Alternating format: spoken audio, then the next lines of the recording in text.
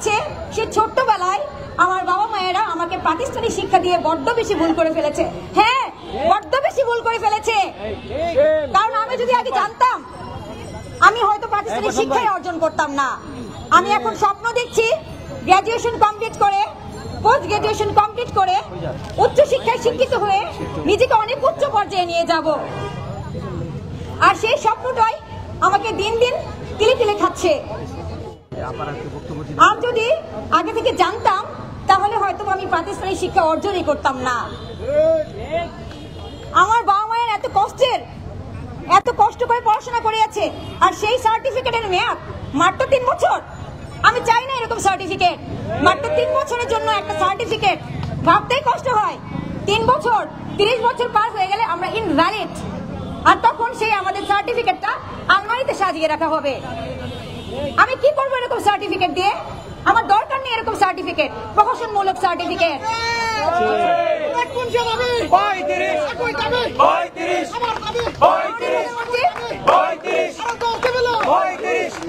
মাননীয় প্রধানমন্ত্রী, আপনি কথায় কথায় বলেন চাকরিতে প্রবেশের বয়স যদি 30 থেকে বাড়িয়ে 35 করা হয় তাহলে মানুষ বিয়ে করবে কখন?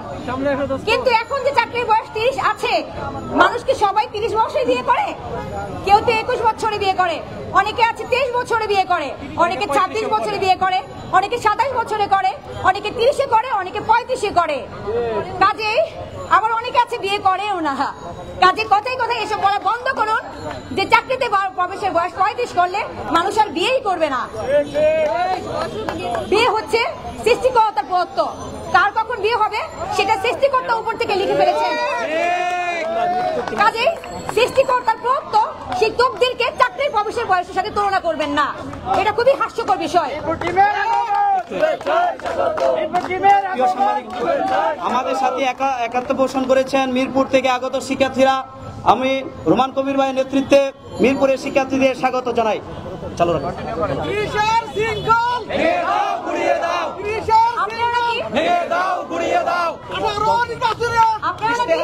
স্মার্ট বাংলাদেশ গড়বেন, কিন্তু কথা হচ্ছে এই স্মার্ট বাংলাদেশের ছাত্র সমাজের মূল্য মাত্র 30 বছর। 30 বছর পরে ছাত্র সমাজ ইনভ্যালিড, তাদের আর কোনো মূল্যই থাকছে না। ধরা হচ্ছে আমরা একটা বাজারের প্রোডাক্টের মতো, যেই পণ্য আজকে কিনলাম সেটার মেয়াদ হচ্ছে মাত্র 30 বছর। 30 বছর পরে সেটা এক্সপায়ার্ড ঘোষণা করে দিলাম। ইতিমধ্যে দেখা গিয়েছে যখন করোনা হয়েছিল তখন যাদেরকে করোনা ছুঁয়েও দেখেনি আপনি তাদের জন্য ব্যাকডেট দিয়েছেন, একটা প্রহসনমূলক মূল্য ঝুলিয়ে দিয়েছেন, প্রহসনমূলক মূল্য ঝুলিয়ে দিয়েছেন। কিন্তু কথা হচ্ছে করোনার মধ্যে আমরা যারা রানিং স্টুডেন্ট ছিলাম, যারা অনার্স মাস্টার্স করছি, তাদের জন্য কি করেছেন? আমাদেরকে করোনা ছুঁয়ে দেখেনি। উল্টো ব্যাকডেটধারীদের সাথে আমাদেরকে মূল্য ঝুলিয়ে দিয়ে তাদের সাথে আমাদেরকে পরীক্ষা দিতে বাধ্য করেছেন। আমরা তাদের সাথে পরীক্ষা দিয়ে গেছি। আর এখন চাকরির বাজারে অনেক হাই কম্পিটিশন। এই কম্পিটিশনের মধ্যে এই 30 বছরের মধ্যে পড়াশোনা করে একটা ভালো চাকরি পাওয়া অনেক সময় সম্ভব হয়ে পড়ে না। কাজে আমি মনে করি চাকরির বয়স 30 থেকে বাড়িয়ে 35 করে একটা যৌক্তিক দাবি।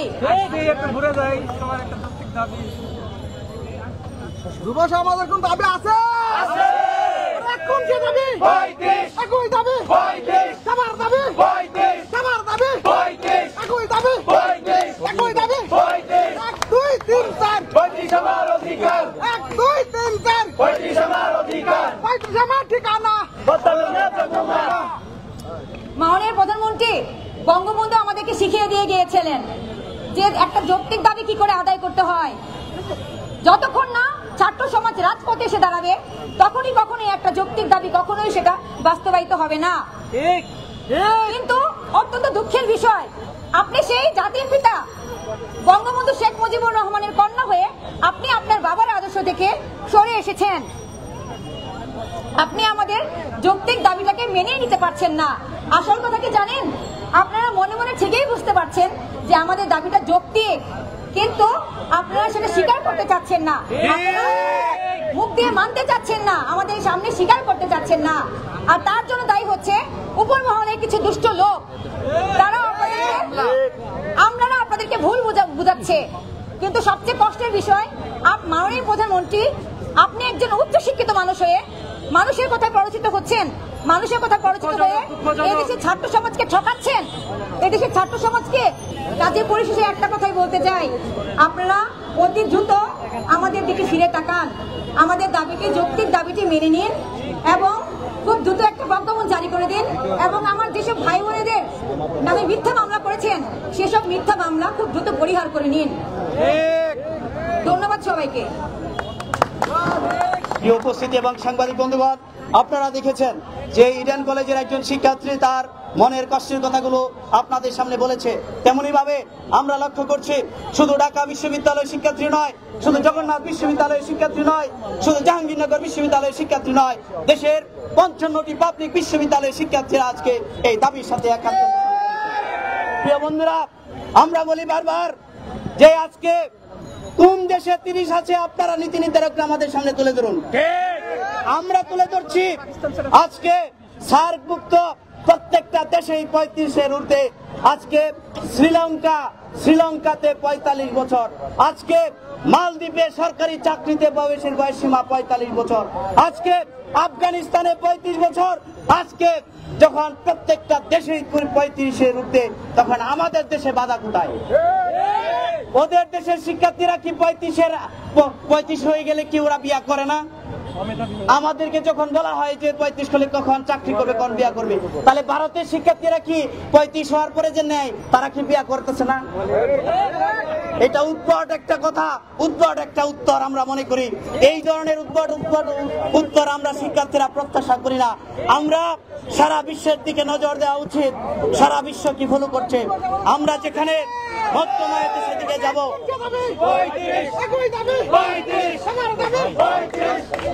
আমরা এই কথাটাই বারবার বলার চেষ্টা করছি যে শিক্ষার্থীরা যেখানে মেম্বার অফ পার্লামেন্টের সুপারিশ করছে, যেখানে একটা দেশের শিক্ষামন্ত্রী সুপারিশ করছে, সেই দাবিটি নিয়ে আর কালক্ষেপণ নয়, অতি দ্রুত প্রজ্ঞাপনের মাধ্যমে শিক্ষার্থীদের পুরা টেবিলে ফিরে এনে যাবেন, সেই প্রত্যাশায় রাখি আজকের সমাবেশ থেকে।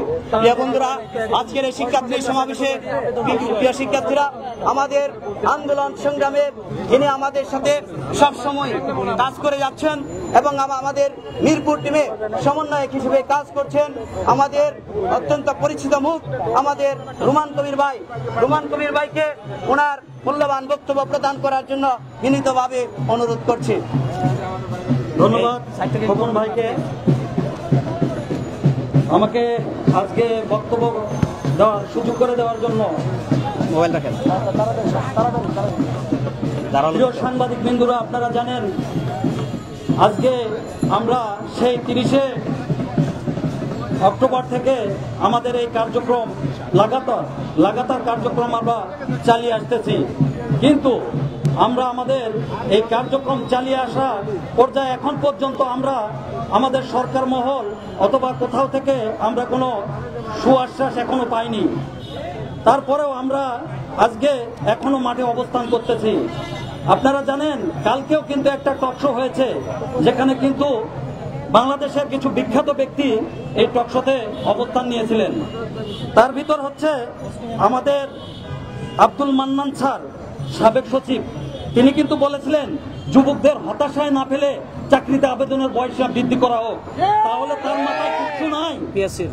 তিনি কিন্তু পিএসসির একজন শুধু সবকিছু আছে। আমাদের আরো একজন স্যার কামাল স্যার বলেছিলেন যে চাকরিতে আবেদনের বয়স সীমা যদি বৃদ্ধি করা হয় তাহলে বিন্দু মাত্র ক্ষতি হবে না, বিন্দু মাত্র বেকারত্ব বাড়বে না। তাহলে তিনি কি তার মন গড়া কথা বলেছিলেন? কখনোই না। আমরা ছাত্র সমাজ, আপনারা জানেন প্রতিটা আন্দোলনে কিন্তু আজকে ছাত্র সমাজ জড়িয়ে ছিল, বিদায় আজকে আমরা কিন্তু সফলতা পেয়েছি। ইনশাল্লাহ আমরাও পাবো সেই আশা আমি মনে করি। কিন্তু আপনারা এই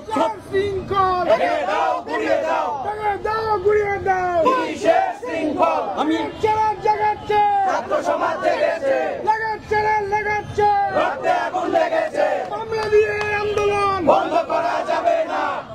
আপনারা জানেন যে আজকে আমাদের এই দাবিটি নিয়ে কিছু মাত্র আমলা আমাদেরকে তারা ভুলভাল তথ্য দিচ্ছে। আপনারা দেখেন যেখানে ইন্ডিপেন্ডেন্ট চ্যানেল প্রথম আলো যেখানে তারা ভোট নিল সেখানে 94-96% পায় হচ্ছে চাকরিতে আবেদনের বয়স বৃদ্ধি করা হোক। তারা বললো তাহলে এই 94% কি সবই মিথ্যা? এরা কি মানুষ না? এরা কি জাতির কোনো সদস্য না? এরা কি বাংলাদেশের লোক না? তার মানে আপনারা বুঝাচ্ছেন যে বাহিরের লোক এই ভোটগুলা দিচ্ছে নাকি? আপনারা এটা বুঝাচ্ছেন? আমরা কি রাষ্ট্রের কাছে এতই বোঝা যে আমাদের কোনো মূল্য নাই? আপনারা জানেন আজকে কিন্তু জনগণের ক্ষমতিত হয় হচ্ছে সরকার। তাহলে কেন আজকে সরকার আমাদের কথা শুনবে না? আমরা কি সরকারের বিরুদ্ধে কথা বলতেছি? আপনারা বলেন, আমরা কি সরকারের বিরুদ্ধে কথা বলতেছি? না। আমরা, আপনারা জানেন আগামী বছর, গত বছর ইশতেহার 2018 সালের কথা, 2018 সালে ইশতেহারে কিন্তু বলা ছিল 33 নম্বর পাতায় যে মেধা ও সমতার ভিত্তিতে চাকরিতে আবেদনের বয়সীমা বৃদ্ধি করা হবে। কি দুর্ভাগ্য জাতি আমরা! এবার ইশতেহার ঘোষণা করেছে কিন্তু আমাদের আগের ইশতেহার বাস্তবায়ন হয়নি। আমি আমার রাষ্ট্রের কাছে শুধু একটা প্রশ্নই বলতে চাই, আপনারা দেখেন, আপনি খোঁজ নিয়ে দেখেন যে ছেলেটা আজকে ক্রাইম করতেছে সেই ছেলের হিস্টোরিটা দেখেন। আজকে যারা যুব সমাজ আজকে বিভিন্ন কাজে, বিভিন্ন খারাপ কাজে লিপ্ত হচ্ছে, আপনি খবর নিয়ে দেখেন, তার জীবন বৃত্তান্ত নিয়ে খোঁজেন, তাহলে বুঝতে পারবেন তারা কেন আজকে ক্রাইম করতেছে।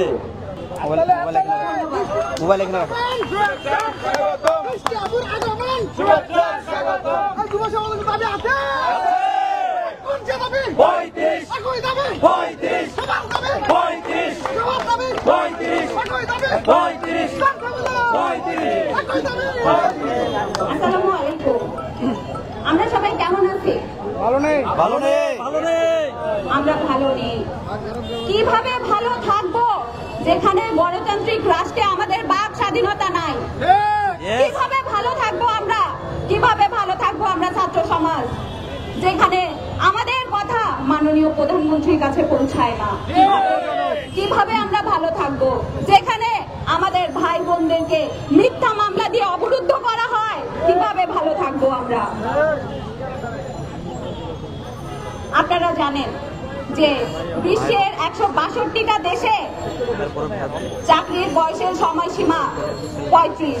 সেই জায়গা থেকে আমরা অর্থনীতিতে অনেক ভালো করেছি। আমরা অর্থনীতিতে 35তম দেশের আসনে আসীন হয়েছি, কিন্তু সেই জায়গা থেকে আমরা 30-এর বেড়াজাল থেকে বেরিয়ে আসতে পারিনি। এই দোষ কাদের? এই দোষ কি শুধুমাত্র ছাত্র সমাজের, নাকি নীতি নির্ধারকদের, নাকি রাষ্ট্রের, নাকি সরকারের? আপনাদের কাছে এই প্রশ্নটা রেখে গেলাম।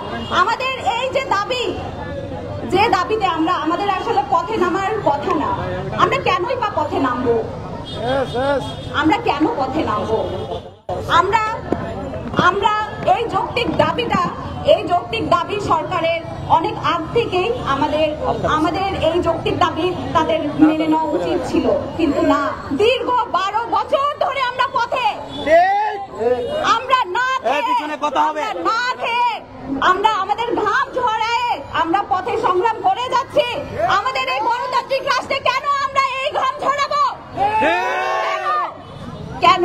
এই প্রশ্নটা আমার সবার কাছে, এই প্রশ্নটা আমার মাননীয় প্রধানমন্ত্রীর কাছে। মাননীয় প্রধানমন্ত্রী, আপনারা জানেন, আপনি জানেন আমরা ছাত্র সমাজ আমাদের সবার দাবি, আমাদের নৈতিক দাবি আপনি আমলে নিবেন এবং খুব তাড়াতাড়ি আমাদের পড়ার টেবিলে যাওয়ার জন্য সুযোগ করে দিবেন। এবং মেয়ে হিসাবে আমাদেরকে যে মিথ্যা মামলা দিয়ে অবরুদ্ধ করা হয়েছে, আমি এটা বলতে চাই মাননীয় প্রধানমন্ত্রী, আপনিও বিভিন্ন রেগুলেশনের মাধ্যমে আসছেন, আমরা আপনাকে জয়ী করেছি, আমরা আপনাদেরকে সবসময় সাপোর্ট করে গেছি, কিন্তু সেই জায়গা থেকে আমরা কেন আর ছাত্র সমাজ অবরুদ্ধ, মিথ্যা মামলায় অবরুদ্ধ? আমাদের এই দাবি দেওয়া আপনি আমলে নিয়ে খুব তাড়াতাড়ি সেটা আলোর মুখ দেখিয়ে আমাদেরকে পরের টেবিলে ফিরে যাওয়ার জন্য আমাদের এই দাবিটা মেনে নেবেন, সেই আশা ব্যক্ত করে আমি আমার বক্তব্য শেষ করছি।